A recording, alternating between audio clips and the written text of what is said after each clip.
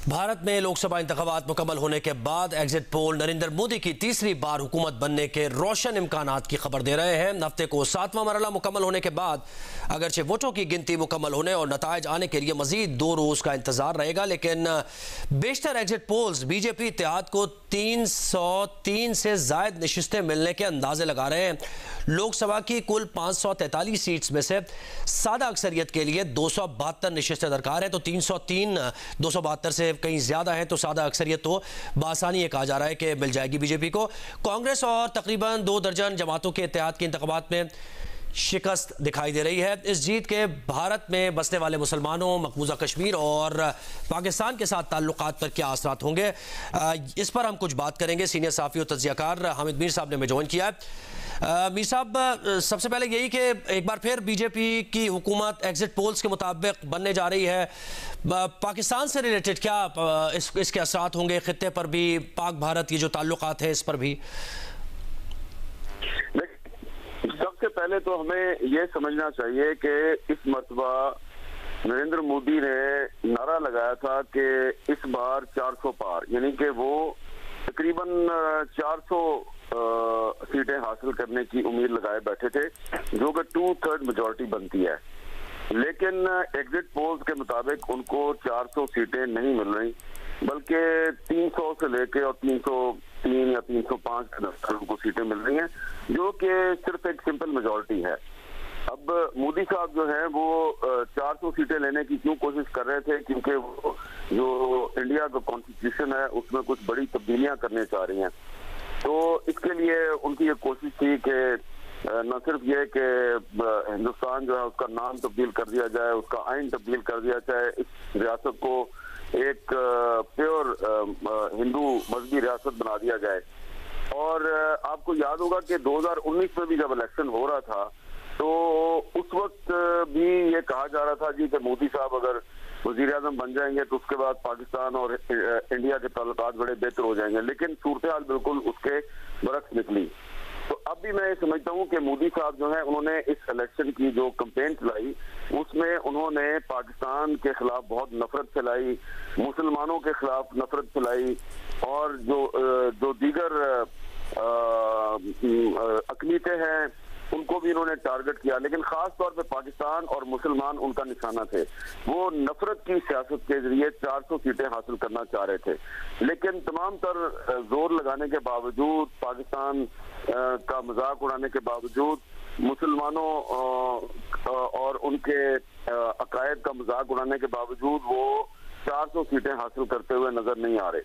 तो मुझे लगता ये है कि अब वो एक ऐसे स्टेट ऑफ माइंड में जा चुके हैं जहां पे वो अपने आप को भगवान का अवतार समझते हैं। वो समझते हैं कि जी वो शायद उनको किसी खास मकसद के लिए भेजा गया, उनका ज़हनी तवाज़ुन भी ठीक नजर नहीं आता। और ये बात जो है ये मैं नहीं कर रहा, ये इंडिया में बहुत से एनालिस्ट और एक्सपर्ट कर रहे हैं कि मोदी साहब जो है उनका ज़हनी तवाज़ुन बिगड़ चुका है। तो अगर तीसरी दफा वो इंडिया के प्राइम मिनिस्टर बनते हैं और उनके ज़हनी तवाज़ुन के बारे में इंडिया के बहुत से जो संजीदा लोग हैं वो अपने तहफ़्फ़ुज़ात का इजहार कर रहे हैं, तो मुझे ये लगता है कि पाकिस्तान और इंडिया के ताल्लुकात में कोई बेहतरी के मुझे आसार नजर नहीं आ रहे। और वो उनको अगर दोबारा इक़्तिदार मिलेगा तीसरी दफा तो वो मकबूजा कश्मीर के जो मुसलमान हैं उन पर भी जुल्म सितम बढ़ाएंगे। बल्कि ऐसा लगता है कि अब तो जो नॉर्थ इंडिया है और जो ईस्टर्न इंडिया है वहां पर जो अलहदगी की तहरीकें चल रही हैं उनमें भी तेजी आएगी। तो मुझे नहीं लगता कि मोदी के तीसरी मरतबा वजीर आजम बनने के बाद पाकिस्तान और इंडिया के ताल्लुकात में कोई बेहतरी आएगी, क्योंकि देखिए मोदी साहब जो है ना उन्होंने अपना कंपटीशन बना लिया नेहरू के साथ, क्योंकि नेहरू भी जो है वो उनका इंडिया की सियासत में, उनकी इंडिया की हिस्ट्री में बड़ा अहम किरदार है। और उनके बारे में जो एक उनका जो सियासी मुकाम है वो ये है कि महात्मा गांधी के बाद उनको एक मुकाम दिया जाता है, लेकिन मोदी साहब जो हैं वो समझते हैं कि मैं महात्मा गांधी से भी ऊपर हूँ, यानी कि वो अब नेहरू के मुकाबले में भी नहीं आना चाहते, वो नेहरू के बराबर भी अपना रुतबा नहीं बनाना चाहते, वो गांधी से भी ऊपर जाना चाहते हैं।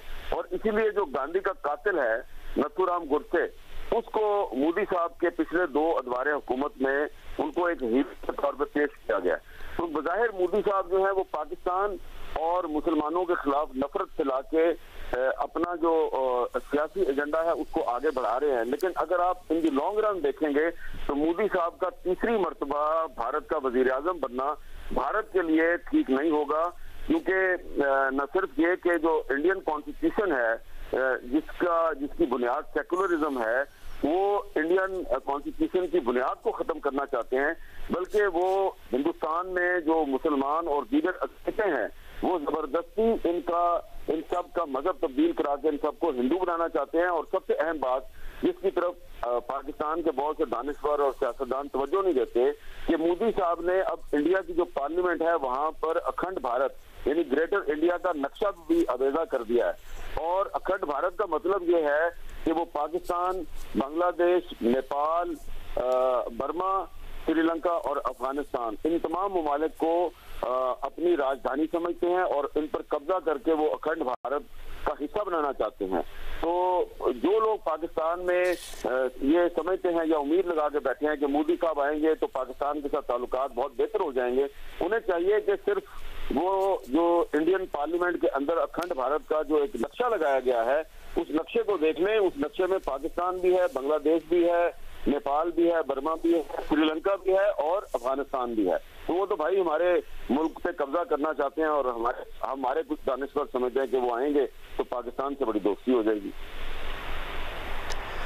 जी हामिद मीर साहब, आप हमारे साथ रहिए, मजीद भी इंडियन इलेक्शन पर बात होगी।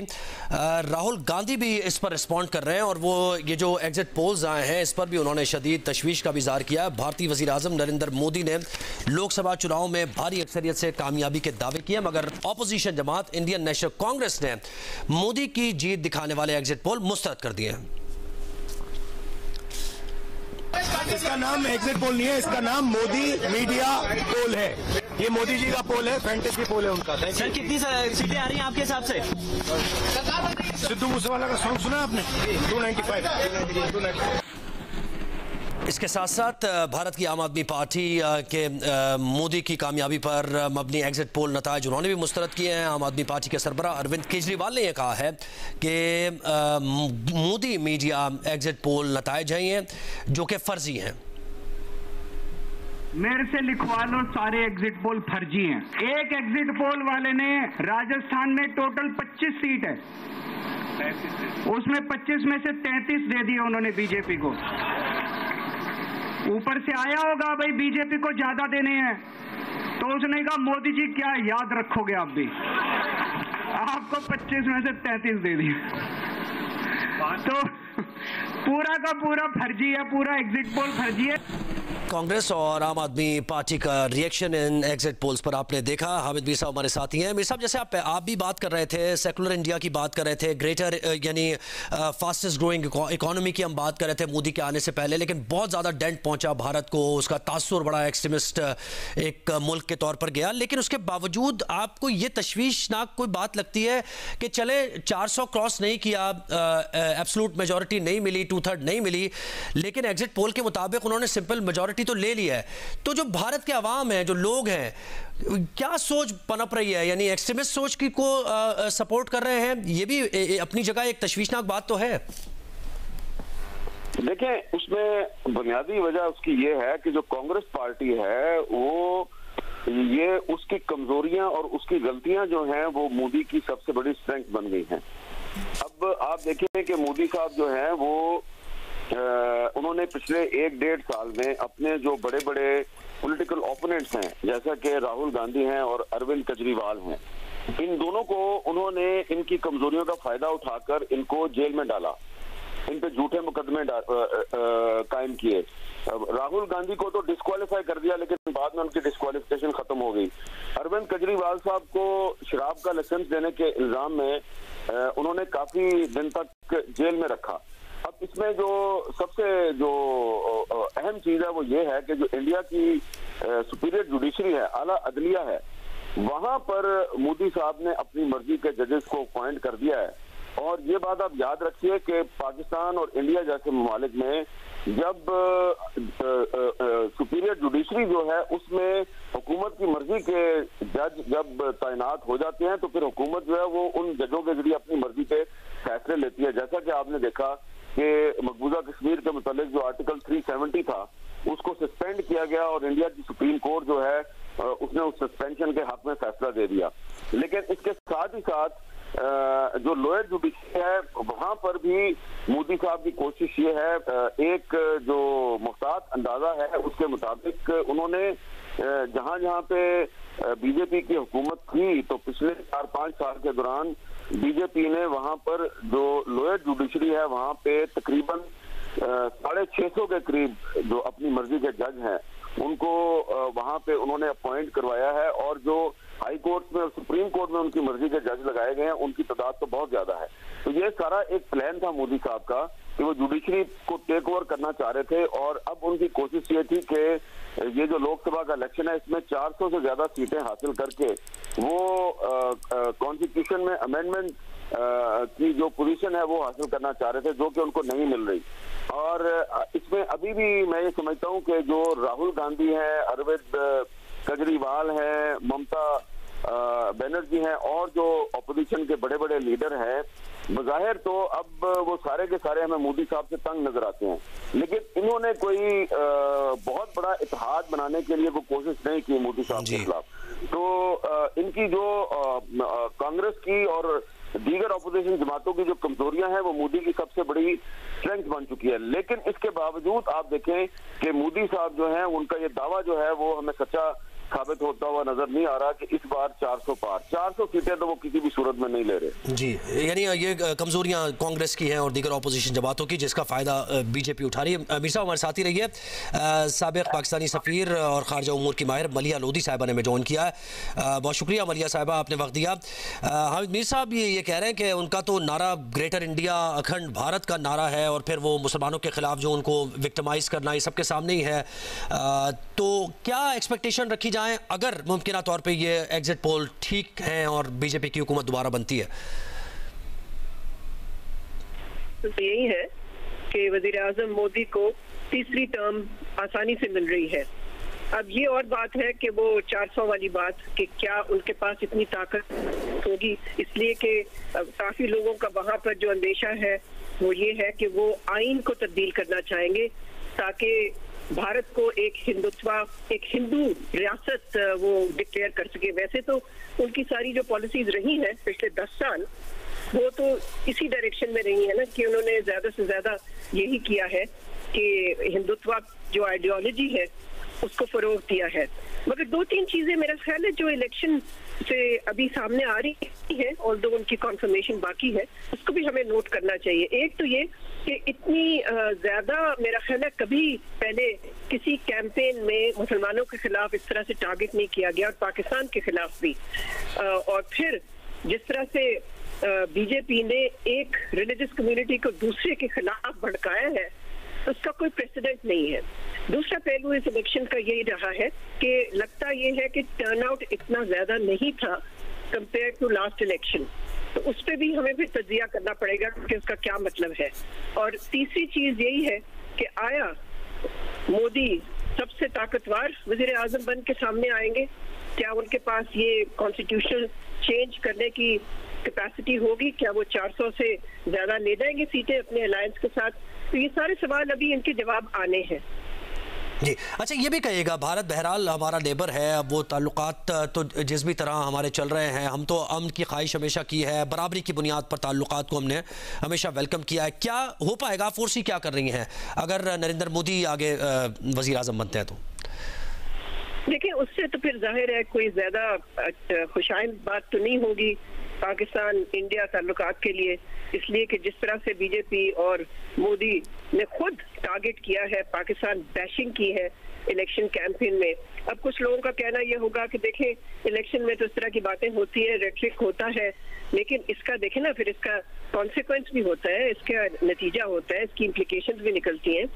तो अब देखना ये है कि ताल्लुकात जो है क्या कोई इस तरह की इनिशिएटिव हो सकता है, और अगर होता है तो जब तक कश्मीर पे बात नहीं होगी, जो कि भारत और बीजेपी जो है इनकार कर रही है कि हमने कश्मीर की तो बात ही नहीं करनी, तो ये तो फिर बहुत मुश्किल हो जाएगा पाकिस्तान की हुकूमत के लिए, कोई भी हुकूमत हो हमारे यहाँ, बहुत मुश्किल होगा कि किस तरह से ताल्लुकात को बहाल किया जाए और कश्मीर पे कोई बात ही ना हो। जी, मलिया साहिबा हमारे साथ ही रही है।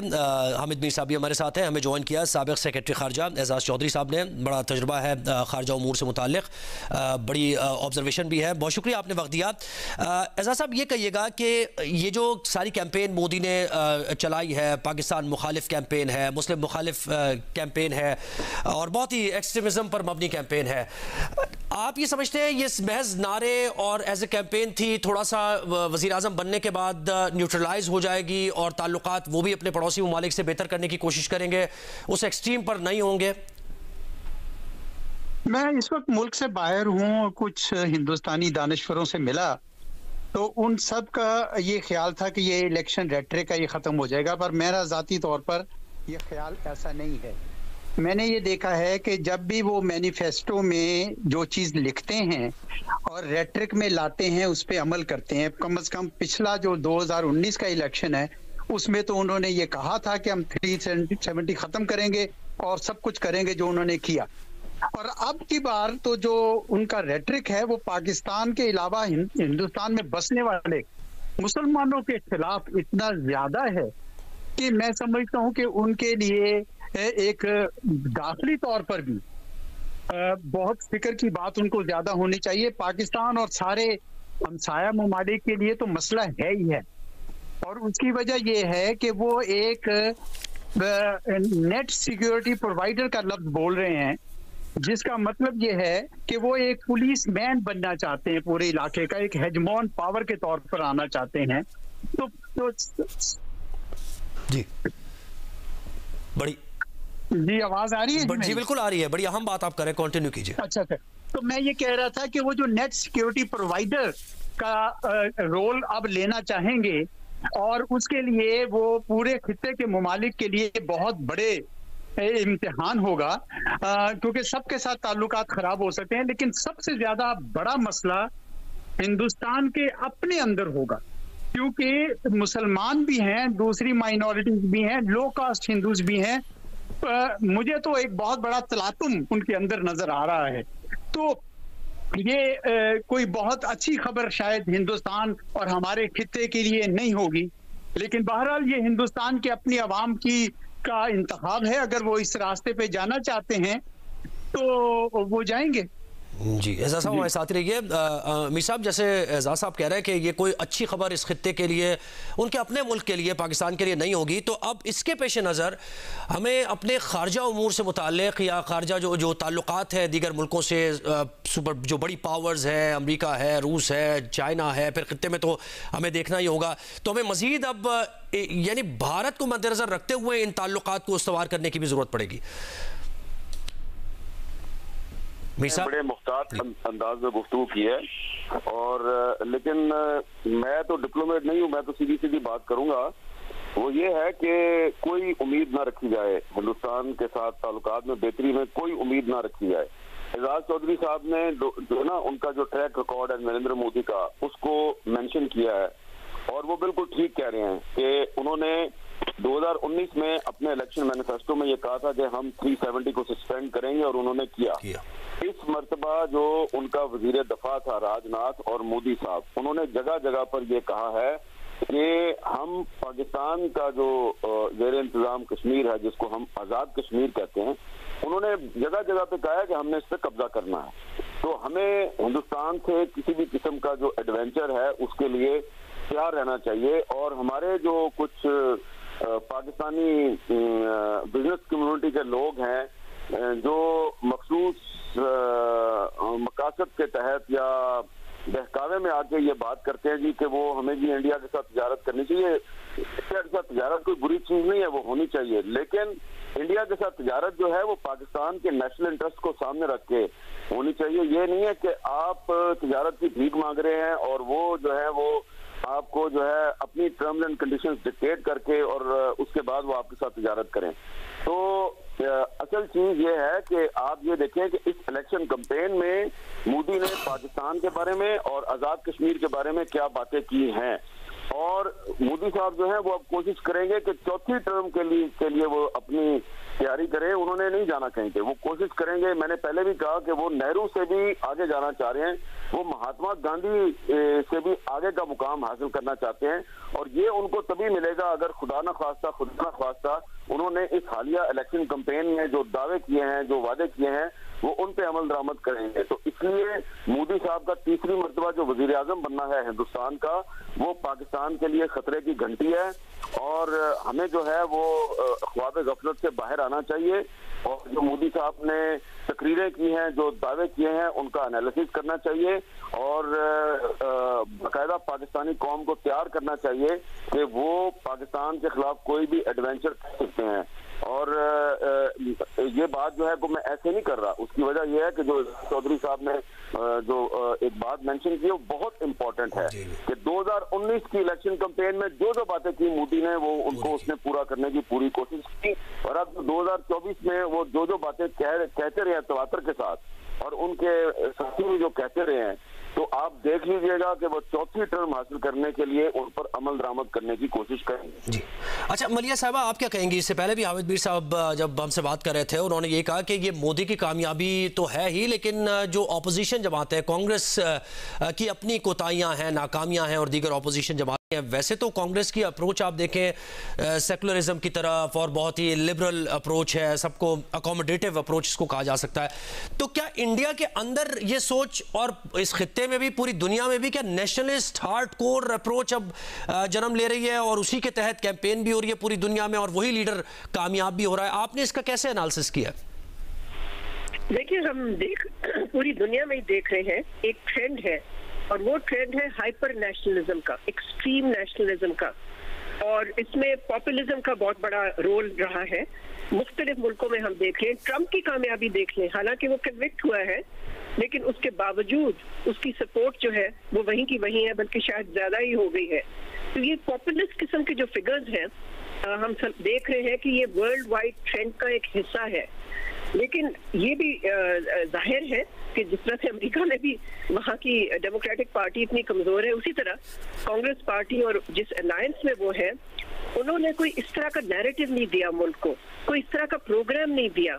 उन्होंने तनकीद जरूर की मोदी हुकूमत की मुख्तलिफ कम्युनल पॉलिसीज पे, इकोनॉमिक पॉलिसीज में, लेकिन कोई काउंटर नैरेटिव बन के नहीं आया उनकी तरफ से, और ना ही उनकी लीडरशिप कोई बड़ी स्ट्रॉन्ग नजर आती है। लेकिन मैं उस पर वापस जाऊंगी इंडिया पाकिस्तान के हवाले से, बिकॉज वो ज्यादा अहम सवाल है हमारे लिए। और उसमें मैं यही कहूंगी कि जो हामिद मीर साहब ने फरमाया, बिल्कुल सही कहा कि इस वक्त पाकिस्तान को तैयारी करनी चाहिए कि एक हार्ड लाइन हुकूमत जो आ रही है, जिसने कि सबसे ज्यादा, यानी कि पहले से भी ज्यादा हार्ड लाइन ली है पाकिस्तान में, तो हमें रेडी होना चाहिए।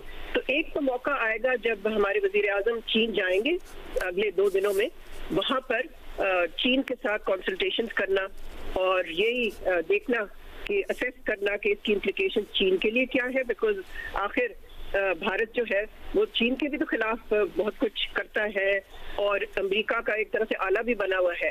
तो हमें उस पहलू को भी देखना चाहिए। और उसके अलावा मैं समझती हूँ कि ज्यादा से ज्यादा जो हो सकता है इंडिया पाकिस्तान के दरमियान, वो है किसी किस्म का मैकेनिज्म जिससे कि कशीदगी को कंट्रोल किया जाए, मैनेज किया जाए।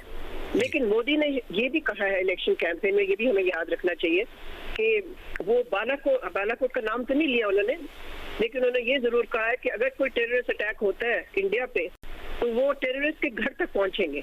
तो उनका इशारा जाहिर है उसी पे था, जबकि इंडियन वॉर प्लेन्स आए थे पाकिस्तान की टेरिटरी में जब बालाकोट का बुरहान और क्राइसिस हुआ था। हमें क्रॉस बॉर्डर किस्म की एयर स्ट्राइक, इस किस्म की चीज के लिए भी तैयार होना चाहिए। तो ये बहुत ही बड़ा चैलेंज होगा पाकिस्तान की खारजा पॉलिसी के लिए और पाकिस्तान की डिफेंस पॉलिसी। आज हमारे साथ ही रही है, आपने बड़ा अहम नुक्ता उठाया है। एजाज साहब, आप कहिएगा, जैसे मलिया लोधी साहिबा कह रही है कि अब हमें अपने मामलात देखने होंगे, चीन जाएंगे वजीर आजम, फिर चीन से क्या बातचीत होगी, तो इसी तनाजुर में थोड़ी आप भी हाईलाइट कीजिए इस मामले को कि चीन, अफगानिस्तान, सऊदी अरब, ईरान, उनमें से ममालिक ऐसे हैं कि इंडिया के भी उनके साथ ताल्लुकात मुआशी तौर पर भी और तिजारती तौर पर भी बड़े क्लोज हैं और एक दूसरे के साथ मिलकर वो चलते हैं। तो हमें इन ममालिक के साथ ज़्यादा फोकस रखना पड़ेगा और उनके साथ इनडायरेक्टली बात करनी पड़ेगी। बायलैटरल तो ताल्लुकात भारत से हमारे इतने कोई सर्दी गर्मी रही है हमेशा। जी, इससे पहले मैं सिर्फ ये कहना चाहूँगा कि हामिद मीर साहब ने दुरुस्त कहा कि खतरे की घंटी है वो बज गई है। और अगर आप ये देखें कि जो इनका नैरेटिव था ना, जो इन्होंने इलेक्शन कैंपेन में कहा कि घुस के मारेंगे, और इसको इतनी बार तवातर से दोहराया है कि उनकी आवाम की ये तवक्को हो गई है कि वो जाएंगे और पाकिस्तान के अंदर कोई इस किस्म का काम करेंगे। ठीक है, ये आसान नहीं है, पाकिस्तान एक न्यूक्लियर ताकत है, इसलिए ये रेटरिक, लेकिन उनकी जो डायरेक्शन है, सिमत है, उसके लिए बड़ा जरूरी है कि हम अपने आप को तैयार करें। और सिर्फ हमसायों से और ये अच्छे ताल्लुकात दूसरे मुल्कों से और चीन से, ये बहुत जरूरी है, लेकिन सबसे ज्यादा पाकिस्तान को अपने अंदर सियासी इस्तेहकाम लाने की जरूरत है, अपने पांवों पे खड़ा होना जरूरी है मुआशी लिहाज से, क्योंकि हिंदुस्तान बाकायदा तौर पर तीसरी टर्म में ये सारा कुछ करेगा पाकिस्तान को कमजोर करने के लिए। तो इस वजह से इस वक्त बहुत जरूरी है कि हम अपने अंदर काम करें और सारी कौम मुत्तहिद हो जाए, और सारी कौम हम ये सोच कर कहें कि नहीं भी अब हमारे लिए एक बहुत बड़ा चैलेंज है बाहर से, और उसके लिए कोई ढका छुपा नहीं है, उन्होंने साफ जाहिर तौर पर कह दिया है। तो अब हमें इकट्ठे होकर ये करना पड़ेगा कि अपने मुल्क के चैलेंजेस को, अगर आप इसी तरह डिवाइडेड रहे, हाउस डिवाइडेड रहे, तो उनका काम आसान हो जाएगा बहुत।